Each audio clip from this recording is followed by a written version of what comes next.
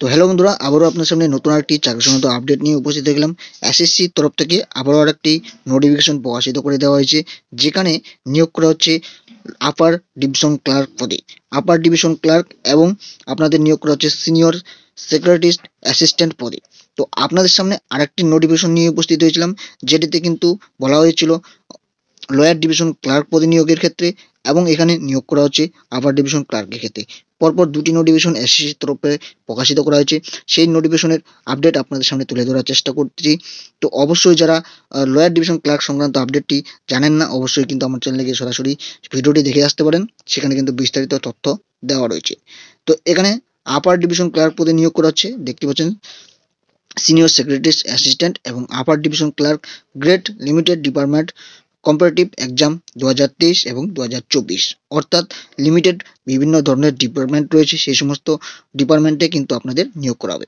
তো এখানে আপনারা যারা আবেদন করতে যাচ্ছেন, অনলাইনে আবেদন কিন্তু 2/2/2024 অর্থাৎ ফেব্রুয়ারি মাসের 2 তারিখ থেকে আবেদন শুরু হয়ে গিয়েছে, এবং আপনাদের আবেদন চলবে 21/2/2024 পর্যন্ত, অর্থাৎ ফেব্রুয়ারি মাসের 21 তারিখ পর্যন্ত আপনারা এখানে আবেদনটি করতে পারছেন।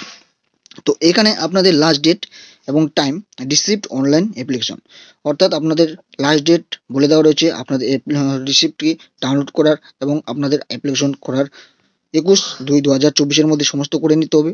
এবং আপনাদের schedule of computer based examination, অর্থাৎ আপনাদের সিবিটি যে টেস্টটি হয় সেই টেন্টেটিভ ডেট, অর্থাৎ আপনাদের সম্ভাব্য যে ডেটের কথা বলা হচ্ছে, এখানে 13 তারিখে কিন্তু আপনাদের পরীক্ষাটি হতে পারে। তো 13/5/2024 আপনাদের এই পরীক্ষা হতে পারে। আর লয়ার ডিভিশন ক্লার্কের ক্ষেত্রে আপনাদের বলা হচ্ছিল যে 10/5/2024 কিন্তু আপনাদের পরীক্ষাটি হতে পারে। তো এইখানে দুটির মধ্যে ডিফারেন্স রয়েছে, যে আপার ডিভিশন ক্লার্ক এবং লোয়ার ডিভিশন ক্লার্কের মধ্যে কোয়ালিফিকেশনের সংক্রান্ত এবং বয়স সংক্রান্ত এবং বেতন সংক্রান্ত সমস্ত কিছুরই কিন্তু পার্থক্য রয়েছে। অবশ্যই আপনারা সমস্ত ভিডিওটি ভালোভাবে লক্ষ্য করার চেষ্টা করবেন।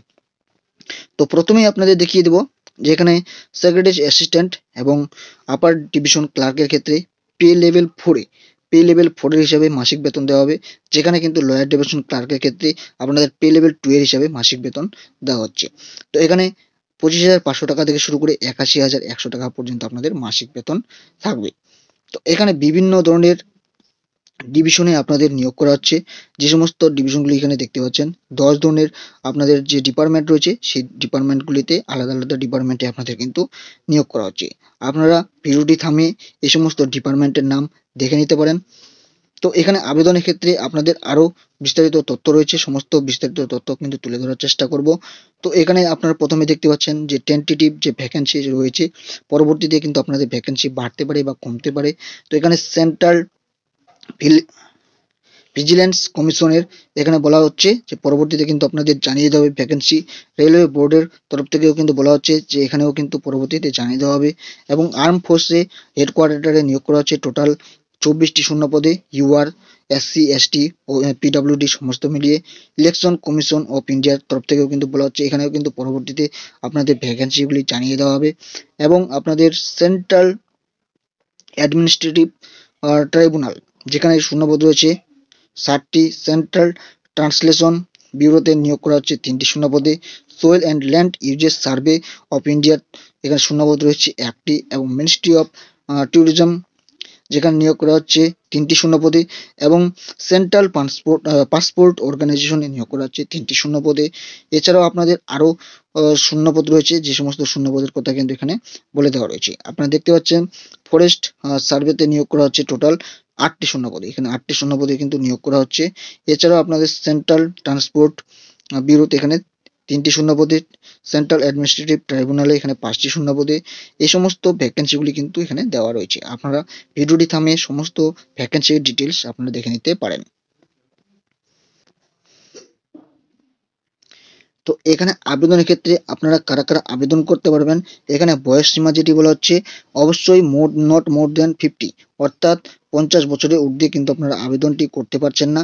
যেখানে কিন্তু লোয়ার ডিভিশন ক্লার্কের ক্ষেত্রে 45 বছর বয়স পর্যন্ত আপনারা আবেদনটি করতে পারছিলেন, সেখানে আপার ডিভিশন ক্লার্কের ক্ষেত্রে আপনাদের 50 বছর বয়স পর্যন্ত আবেদন করতে পারবেন। এছাড়াও আপনাদের এখানে বলা হচ্ছে এসসি, এসটি যারা ক্যান্ডিডেট রয়েছেন তারা 5 বছর, এবং যারা পিডাব্লিউডি ক্যান্ডিডেট রয়েছেন তারা কিন্তু 3 বছরের ছাড় পেয়ে যাচ্ছেন। এছাড়াও পিডাব্লিউডি ক্যান্ডিডেটের ক্ষেত্রে এসসি, এসটি যারা ক্যান্ডিডেট রয়েছেন তারা কিন্তু 8 বছরের ছাড় পেয়ে যাবেন।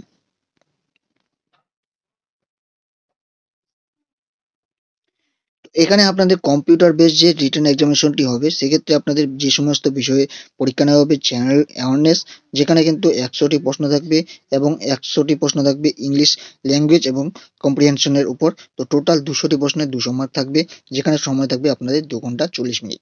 তো এখানে আপনাদের নোটিং, ড্রাফটিং, অফিস প্রডিউস, এখানে সমস্ত কিছু মিলিয়ে আপনাদের কিন্তু 100 মার্কের প্রশ্ন থাকবে। এখানে নাম্বারের কথা কিন্তু এখানে বলা হয়নি, প্রশ্ন কতগুলো থাকবে এখানে কিন্তু বলা হয়নি। তো সময় থাকবে আপনাদের 2 ঘন্টা। তো যে সমস্ত চাকরি প্রার্থীরা আবেদন করতে যাচ্ছেন এখানে আপনাদের ভ্যাকেন্সি সো আপনাদের ছাড়া আপনাদের যে এলিজিবিলিটি ক্রাইটেরিয়া বলা হয়েছে সমস্ত তথ্যগুলি দেওয়া হয়েছে। প্রত্যেকটি ডিভিশনের আলাদা আলাদা করে সমস্ত এলিজিবিলিটি ক্রাইটেরিয়া বলে দেওয়া হয়েছে।